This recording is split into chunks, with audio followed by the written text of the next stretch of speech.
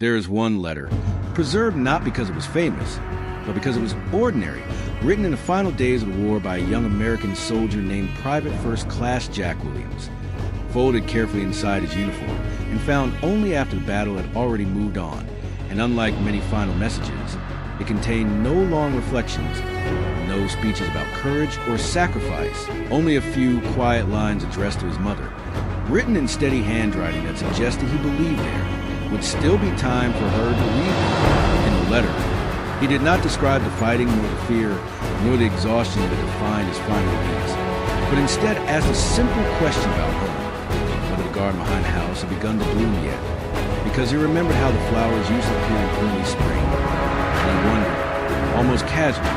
if they looked the same this year as they had before he left. A question so small that it might seem insignificant beside the scale of war, and yet within it lived everything the war had interrupted. Seasons with no sea, ordinary days would continue without him, and a future that had quietly ended before he could imagine it changed. The letter was delivered months later, long after spring he asked about it already passed, received by hands that now understood the question and never the answer in the way he had hoped. For those who read it, the power of the words did not come from tragedy alone, but from the generals, and the way the life about disappeared reached not for glory, but for something living, something peaceful, something still growing somewhere far in the sound of hands, and in that fragile distance between the blooming garden and the silent battlefield, the true cause of war becomes visible in a way no one ever could, measured not in victories or defeats, but in the quiet futures that never arrive, and the ordinary moments that history barely records, yet which means everything to the people who lose them, and the final winter of the Second World War. Long before the official surrender document was signed, and long before the celebrations of victory echoed in the liberated streets, a different awareness had already begun to spread quietly across the planet, moving not through headlines or speeches, but through a private understanding of millions of ordinary people who see it. It is difficult to explain yet impossible to ignore that the war which had reshaped the world is finally approaching its end, and that whatever survived beyond will never again be across Europe and the Pacific. The signs were everywhere for those who knew the slowing advance of exhausted armies, the hollowed faces of soldiers who had lived too long beside death, the growing silence in cities where bombardment had once been constant, and the subtle shift in language used by governments and commanders alike, no longer speaking only of victory, but of endurance, reconstruction, and the fragile possibility of peace, as if the future itself were being tested, cautiously, one word at a time, for soldiers at the front. This awareness arrived with particular intensity because they stood closer than anyone else within an uncertain boundary between survival and disappearance. And in those final months, many began to feel that time had changed its nature, no longer stretching forward into distant campaigns, but narrowing instead into a handful of remaining days, each one carrying a weight far greater than before, as at the end of the war, the end of their own lives had begun to move toward the same point on the horizon. It was in this atmosphere, suspended between hope and inevitability, that writing took on a new urgency. Letters composed in trenches, in ruined buildings, beside frozen roads, inside hospital tents, and in the dim light of temporary shelters. Written quickly during moments of quiet or slowly during long nights when sleep refused to come, because the future becomes uncertain. The human instinct to reach outward grows stronger, searching for connection that might outlast violence. Surrounded, these were not the triumphant messages imagined by propaganda, nor the heroic declarations later carved on monuments, but something far more intimate and fragile. Words meant for mothers, fathers, wives, husbands, children, and friends, carrying small details of memory, longing rather than strategy or ideology, asking about ordinary life continuing somewhere far away, describing dreams of returning home, or simply offering reassurance when protected. Loved ones whom truth to write could already feel approaching. And what makes these final letters so powerful is not only what they say, but when they were written, at a moment when history itself seemed called between destruction and renewal, when the entire nation stood at the edge of transformation, and when individuals who had never lived to see peace still chose to speak as a common objective, revealing a quiet courage different from anything found on the battlefield, the courage to remain human, in a world determined to reduce life to survival, and the force of Germany to claim peace to the world.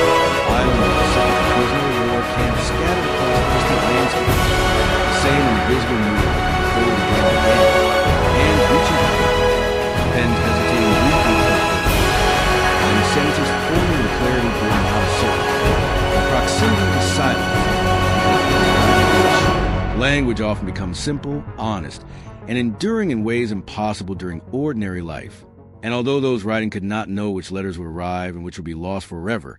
the act itself carried meaning beyond delivery, a declaration that even in the final darkness of war, memory, love, and identity could still be preserved in fragile lines of ink, waiting for a future that might one day read them and understand not only how the war was fought, but how it was felt by those who stood closest to its end. For the world watching from afar, the approaching conclusion to conflict would soon be measured in headlines, ceremonies, and the formal language of surrender. But beneath those visible moments existed this quieter history already unfolding, written in thousands of private voices that spoke not of nations or victories, but of absence, hope, forgiveness, and farewell, forming an invisible chorus that would outlive the war itself and continue to echo long after the guns had fallen silent. Because before peace is declared in public, it is first imagined in private, inside the hearts of those who may never live to see it. And in the winter of 1945, as the Second World War moved slowly toward its final chapter, countless soldiers across every side of the conflict began writing the words that would become their last, not knowing that history was already closing around them, or that their voices, carried forward to the time, would one day remind the world of fragile humanity that survives even at the edge of destruction. Among the many American soldiers whose final words survived the war, one story in particular carries a weight of historians returning to again and again, not because it represents the largest battle or the most dramatic act of heroism, but because within it exists the quiet convergence of courage, duty, exhaustion, and fragile humanity that so often disappears behind the scale of political conflict. The story of Private First Class Charles N. DeGlopper, 325th Glider Infantry Regiment, 82nd Airborne Division, whose final days in March of 1945 unfolded along the banks of the Rhine as Allied forces prepared to cross in the heart of the collapsing Germany. DeGlopper had already endured the violence of Normandy and a long advance across Europe, experiences that had reshaped an entire generation of young men into something older than years. Yet the letters he wrote home on his reveal not a hardened warrior, but a son still able to ordinary life, asking about family, speaking with understated pride, and offering reassurances carefully measured calm feelings. He understood all too well quiet language, someone who sensed danger and danger, but refused to let it define the final connection he would leave behind. On the night of March 24th, 1945, during the airborne phase of Operation Varsity, Allied troops crossed the Rhine in one of the last great operations of the European War, a moment historians would later describe as strategically decisive. Yet for men on the ground, it was experienced not as history, but as confusion, darkness, gunfire, and the immediate responsibility to keep moving forward through terrain that offered little protection and even less certainty of survival. And it was within this chaos that DeGlopper's final actions unfolded. As his unit encountered intense German resistance, DeGlopper remained exposed to enemy fire while providing cover and support for fellow soldiers attempting to reach safety. Fully aware of the danger, yet refusing to withdraw, a decision that transformed an ordinary night of combat into the final measure of a single human life. When he was later killed in action, the official language of military citation described valor and sacrifice, words necessary for record and remembrance, yet incapable of capturing the quieter truth preserved in the letters he had written only days before, where no mention of heroism appears, only concern for those waiting at home. This contrast between the private voice of the soldier and the hero reveals something essential about war itself. That history often remembers courage in moments of action, while families remember love in moments of writing. And between those two forms of memory lies the full reality of loss, too complex to contain no ceremonies or even time, because what disappears in a single instant of the battlefield continues to exist indefinitely in the fragile endurance of words. For DeGlopper's family, the arrival of official notification followed a pattern repeated in thousands of American homes during those final months of the war. A knock at the door, a message delivered with solemn restraint, a sudden division of life was occurring after,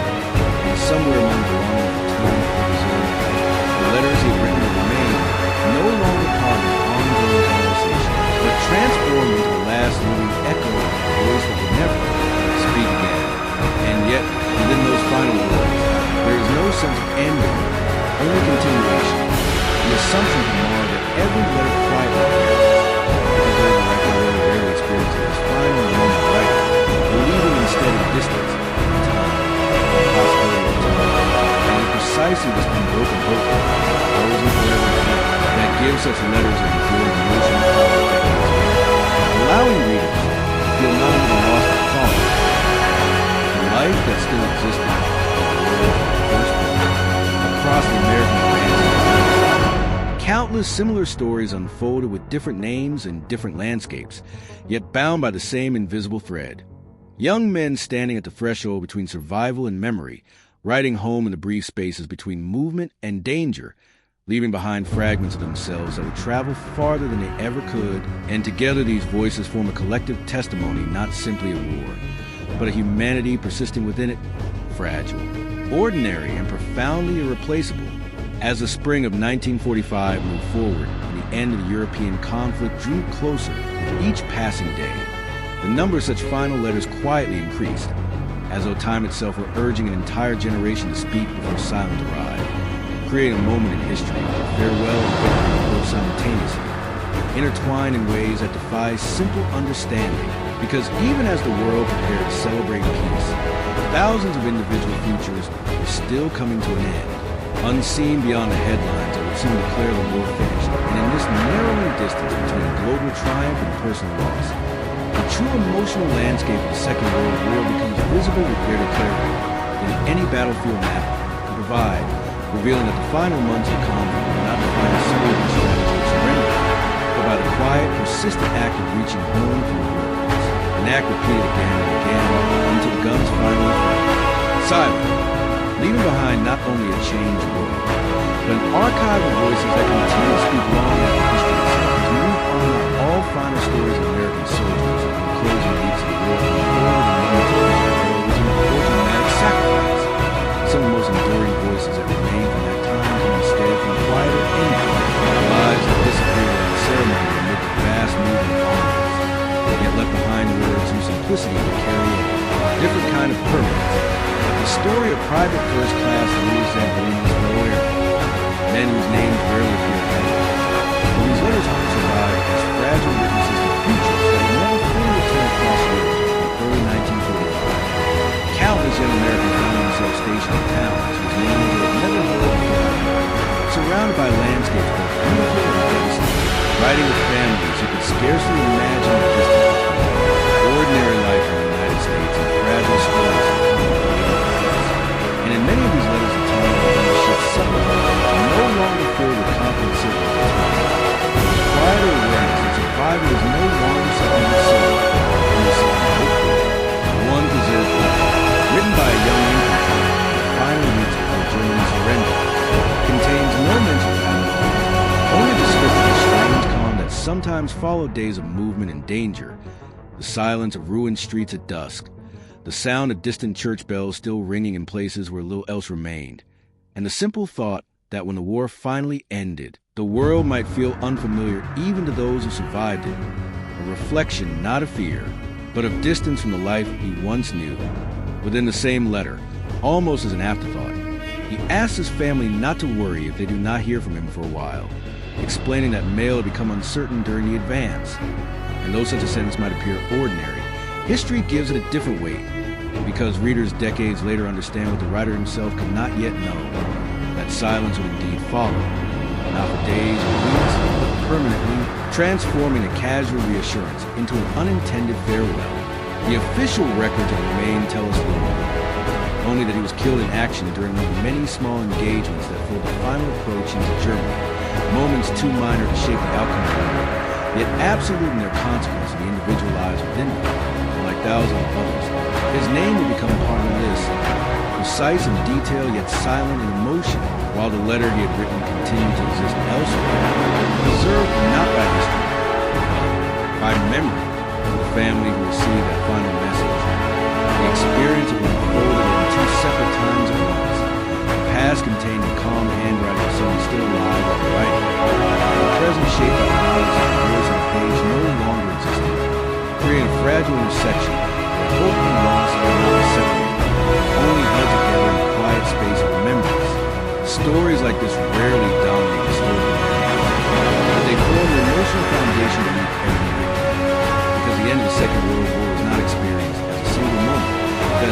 thousands of private endings occurred alongside a global conclusion.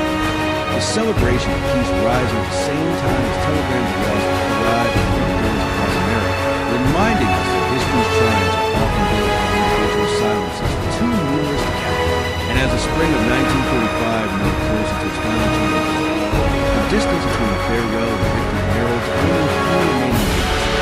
creating a moment unlike any other in modern history. The war set the pressure of peace when countless personal stories were still reaching their final words, written in ink that did not yet see the end of the revolution. It is here, this fragile overlap between conclusion and disappearance, that the emotional center of the war becomes most visible,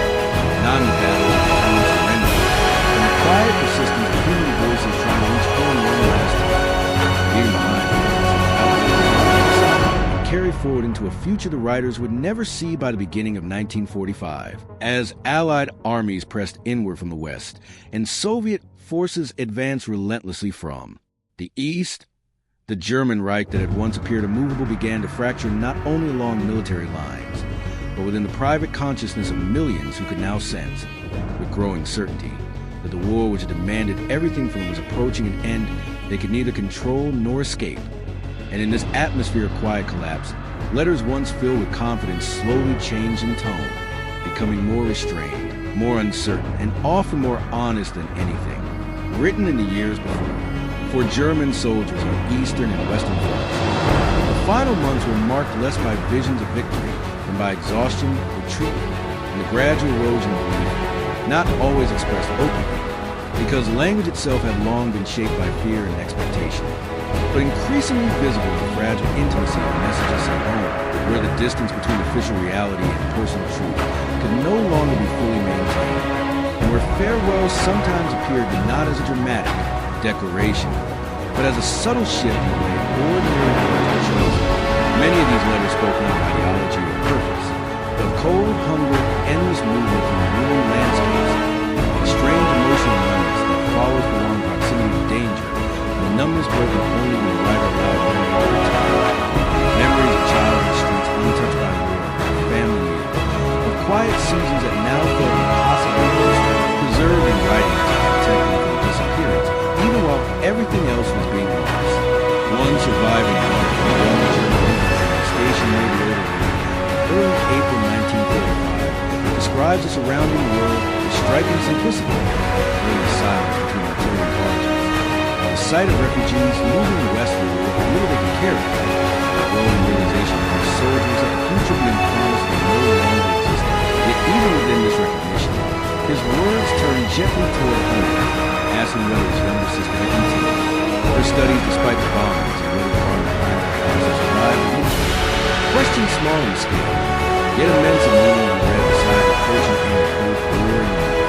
What makes such letters historically significant is not their strategic value, but their emotional transparency, because in the final collapse of the war, propaganda lost much its power over private individuals, facing brutality, defeat, and the destruction of everything from you. Often wrote with clarity and possibly early fear, regret, longing, and sometimes quiet relief that the violence might soon end, even if survival was no longer certain. For families within Germany, receiving these letters carried a different kind of weight than in the victorious nations advancing toward Berlin, because uncertainty extended beyond the battlefield into daily existence. Cities reduced to rubble, communication unreliable, and the simple act of waiting transformed into a continuous state of tension where hope and dread existed side by side, each new envelope carrying not reassurance, but the fragile possibility of final words. As Soviet forces pushed closer to the German capital, the emotional tone of surviving correspondence darkened further, shaped by rumors, displacement, and the visible disintegration of authority. And yet even here, in one of the most catastrophic endings in modern history, the letters that endure rarely speak of politics, choosing instead the universal language of family and memory, as if, at the edge of destruction, individuals instinctively reach back toward the most human parts of themselves rather than the ideas that had once defined the world. Historians who later studied these final messages would note a striking pattern shared across national boundaries. That in the last moments before death or defeat, soldiers on every side wrote remarkably similar words, expressing love, regret, hope, and the desire to be remembered not as participants in life, but as ordinary people whose lives have been overtaken by forces far larger than themselves, revealing a quiet symmetry that official history rarely emphasizes. This symmetry does not erase responsibility, nor does it soften the immense suffering caused by it, but it does illuminate a deeper truth about human experience within catastrophe, that even in system failure from knowledge and destruction, individual hearts continue to seek connection, forgiveness, and meaning, leaving behind words that speak not for governments or armies, but for the fragile persistence of humanity itself. And as April of 1945 moved to its final Berlin surrounding an outcome beyond doubt, the number of letters that become final messages increased once more, written in cellars, on makeshift hospitals, and shattered streets, and in quiet moments between bombardments. Each one carrying the same invisible question that followed soldiers across every front of the world. Someone someday would remember that they had once existed in uniform. It is within these last fragile points of communication, written while the entire nation was rebelling, that the emotional landscape of war then becomes most visible, not a destroyed strategy of surrender, but as a convergence of countless private areas unfolding beneath the surface. Voices fading into silence, even as the world prepared to announce that the fighting was over. The suffering endured in the final collapse of Nazi Germany does not diminish the responsibility of the regime that brought devastation across continents, nor does it alter the moral reality of a war defined by aggression, destruction, and immeasurable human loss. Yet within that undeniable truth remains another dimension that history must also hold with care: the individual lives carried to the storm of victory itself. And nowhere was this burden felt more profoundly than among the soldiers of the Soviet Union as they advanced toward the final end of the war in Europe. By the spring of 1945, the Red Army had already traveled a road of suffering unlike any other force in conflict. Entire cities erased, millions of civilians dead, landscapes transformed into vast territories of grief, and soldiers who now marched westward toward Berlin did so not only as instruments of victory, but as survivors of catastrophe that ended their lives years before, carrying memories too heavy to be fully spoken, yet impossible to leave behind. Letters written by Soviet soldiers in these final moments reveal a tone distinct from those of both the advancing Americans and collapsing Germans, shaped by endurance more than expectation, by exhaustion deep in fear, and by a quiet awareness that even victory could not restore what had already been lost. Within these fragile pages we find not celebration, but reflection and not triumph, but the slow recognition that the end of war does not always arrive with joy. One preserved message, written by a young Red Army infantryman shortly before the final push toward the ground, speaks not of defeating the enemy, but the strange silence that followed years of constant conflict, describing abandoned villages, empty roads, the feeling that the world itself had grown tired of violence. And in the middle of these observations, he turns gently toward home, asking his mother whether the river near their village still flows in winter, as it had when a child, a memory reaching backward even as history moved forward, revealing once again that the emotional language of soldiers on every side converge toward the same fragile human self. What makes Soviet correspondence from this period especially powerful is the scale of sacrifice that stood behind each soldier, because victory for Soviet Union was measured not only in territory, but in lives beyond counting, families divided by loss, and generations marked permanently by absence. And so the letters that survived rarely speak in the language of confidence, choosing instead of crying for admirable survival and endurance. And the uncertain hope that peace, when it finally arrived, might allow ordinary life to begin again. For many soldiers, even the approach of Berlin did not bring emotional release, only a deepening stillness, as though the body continued forward while the spirit struggled to understand what the future could mean after so much destruction. And historians who later studied these writings would note how frequently the final letters avoid describing the moment of victory itself, focusing instead on memories of home, promises to return, and the fragile dream of rebuilding something resembling normal life. In this way, the Soviet advance toward the end of the war reveals one of the most complex emotional truths of the entire conflict, that the line between triumph and sorrow is often impossibly thin, and that for those who survive great catastrophe, victory can carry within the quiet weight everything that cannot be saved, realization felt not in public celebrations, but in private moments of reflection, captured only in handwriting never meant for history's eyes. As April turned toward May in 1945, the final collapse of Nazi Germany became unavoidable.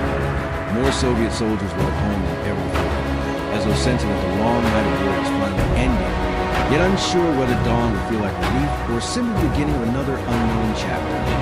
Within these final messages we hear not the voice of confidence, but the fragile sound of humanity emerging slowly from devastation, uncertain, wounded, yet still capable of hope. It is here, in the quiet, emotional landscape of approaching victory, the Second World War reveals one of its deepest paradoxes. The end of violence does not immediately bring lives shaped by it. That peace,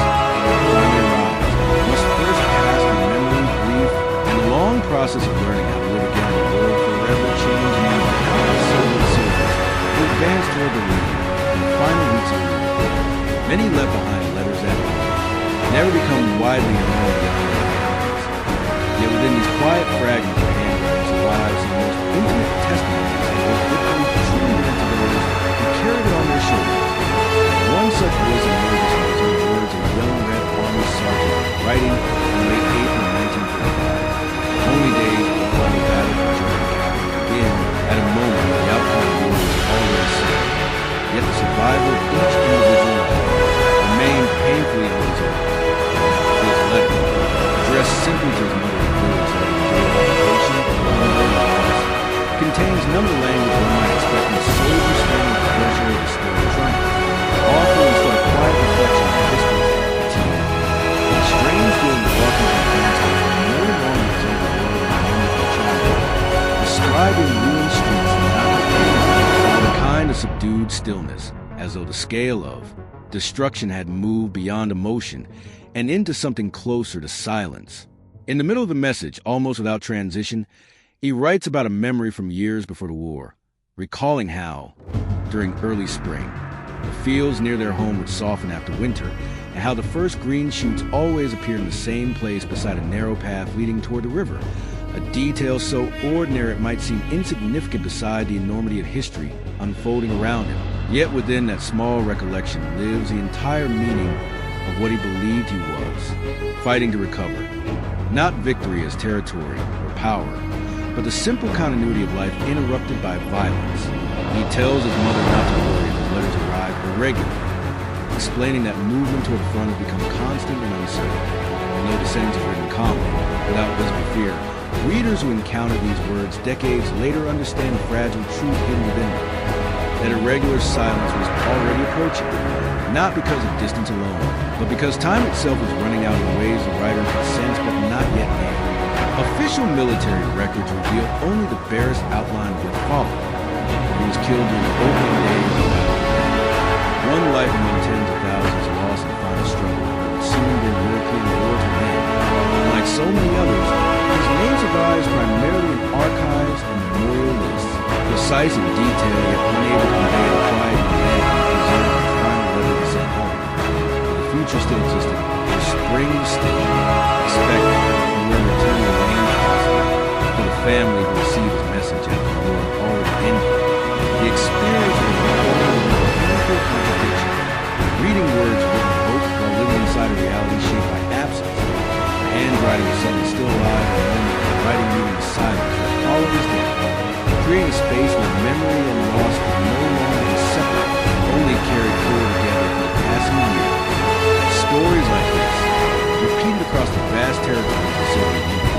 reveal a dimension of victory rarely visible in official celebrations, because behind banners, speeches, and declarations of triumph existed millions of private reckonings of grief, families rebuilding lives around empty places of tragedy, mothers preserving letters as the final trace of sons who carried the war for fun, but had not lived to see the peace that followed, reminding us that even in moments, decisive victories in our history arrived intertwined with sorrow too deep for public language. And as the final days of April gave way to May 1945, with Berlin collapsing and the war in Europe drawing its last blow, countless similar letters were already on their way across ruined distances, fragile messengers traveling toward futures forever altered, carrying within it the final expressions of a generation that had endured more destruction than any before it, leaving behind not only the memory of how the war was won, but the quieter truth of what it cost to survive long enough to witness its end. It is within these private farewells, written at the very edge of victory, that the emotional weight of the Second World War reaches one of its deepest points, revealing the conclusion of violence does not erase suffering, but instead gathers into memory, where it remains, silent yet enduring, shaping the lives of those who continue forward into peace, carrying the invisible presence of those who could not. And when these final letters from different fronts are placed side by side, those written by Americans advancing toward victory, by Germans retreating into collapse, and by Soviet soldiers carrying the unbearable way of survival through devastation, the boundaries that once divided nations begin to fade into something quieter and more difficult to define, revealing not a single story of triumph or defeat, but shared human passage through fear, hope, memory, and the fragile desire to return home that existed on every side of the world, even as history moved relentlessly toward its end, across continents and languages. Handwriting changes, the landscape shifts, and the outcomes diverge.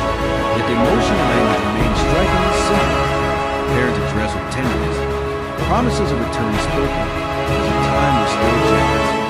Small details of ordinary life preserved carefully against the surrounding destruction. And in this quiet convergence, we begin to understand that the world remembered the glories and victories. They are lived through moments far more intimate, measured not in territory gained or lost, but in the distance between the final letter and the silence that follows. For those who survive, these words are become fragments of memory carried forward into peace, reminders of voices that once existed in the present tense of hope. While for those who never return, the letters remain suspended in unfinished conversation, sentences reaching outward without knowing what they will do, creating an invisible archive of farewell stretching across the final months of the Second World War, waiting not for history to record it, but for time to reveal its meaning. Because before the war could truly end in public wars and the thousands of celebration, there was already ending in private, one life at a time, one family at a time, one another at another. Then that slow and unseen conclusion lay a truth more enduring than victory itself. That the deepest cause of war is not only counted among the dead, but carried silently by the living who must learn how to continue in a world permanently shaped by absence. And as the guns in Europe prepared to fall silent in the spring of 1945, thousands of letters were still traveling across ruined distances, some moving toward the hand of those who waited, others already destined never to arrive, their journeys ending somewhere between battlefield and home, leaving behind a question that history cannot fully answer. Only remember, how many final words were spoken, and how many disappeared into silence before anyone could hear them. When the Second World War finally came to an end in the public language of surrender, treaties, and celebration, the world seemed, for a brief moment, to pause between devastation and renewal, as though history itself were holding its breath before allowing, life to begin again across continents marked by ruin. Survivors stepped cautiously into a future that felt both unfamiliar and fragile, carrying with them memories too vast to fully understand, yet too present to leave behind. Cities would be rebuilt, borders redrawn, and new generations would grow up in streets where the sound of war existed only in stories. Yet beneath the visible reconstruction remained a quiet process unfolding inside millions of lives. A slow and often invisible work of learning how to continue after loss, how to speak again in ordinary language, how to imagine tomorrow without forgetting yesterday, and in this delicate movement of survival to living. The true aftermath of the war revealed itself not in monuments or ceremonies, but in the silent persistence of memory, of families who waited through years of uncertainty. Peace did not arrive as a single moment, but as a gradual unfolding shaped by absence, letters we read across decades, photographs preserved with careful hands, names spoken softly, so they would not disappear in time. Within these small acts of memories, the war continued to exist in forms that were painful and tender, no longer defined by violence, but by the enduring presence of those who have been lost. Historians will record the conflict events large enough to define an era, measuring destruction, movement, and victory with necessary precision. Yet beyond statistics remains something impossible to calculate, a quiet emotional landscape carried forward by individuals whose lives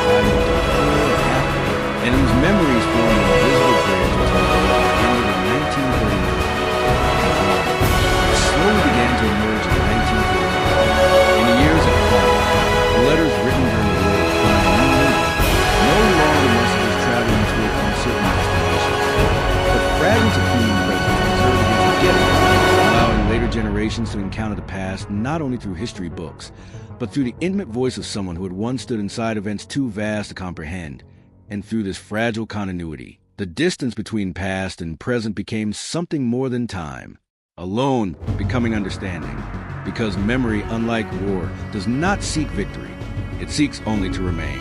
And in homes across the world, American, German, Soviet, and countless others, the quiet act of remembering became its own form of survival, proof that even when lives are interrupted, their meaning does not disappear, carried forward instead in stories, in names, in handwriting preserved long after the hands that formed have fallen still. Perhaps this is the final truth left behind by the Second World War. That history is not only written in the moments when guns fall silent, but in the long years that follow, when humanity must decide what to do with everything it has endured, whether to forget, to repeat, or to remember with enough honesty to choose a different future. And so the war did not end only in surrender halls or ruined capitals, but in quiet rooms where letters were opened, in fields where spring turned out those who once walked there, in lives rebuilt slowly around absence, and in the fragile hope that the silence left behind might one day hold not but understanding.